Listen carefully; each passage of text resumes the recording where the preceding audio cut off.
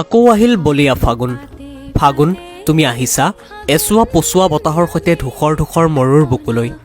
ফাগুন মানেই নঙঠা গছৰ নঙঠাডাল। প্ৰকৃতিৰ বুকুত যৌৱন নমাই বসন্তৰ আগমনৰ আন এক নাম ফাগুন। তুমি উন্মনা, তুমি উতনোৱা আৰু তুমি চঞ্চলা, চঞ্চলা তোমাৰ যৌৱন। তোমাৰ পৰশত যৌৱন নামে ডেকা গাভৰুৰ উন্মাদনা হয়। তুমি প্ৰেম চঞ্চলা ফাগুন।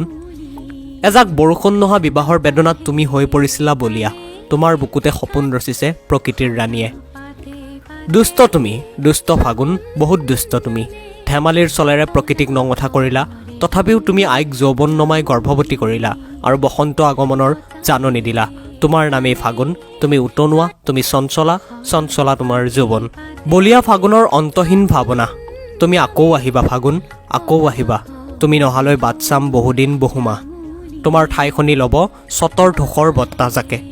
তাৰ পিছতে আহিব বৰদৈচিলাজনী মাকৰ ঘৰলৈ ন সাজেৰে।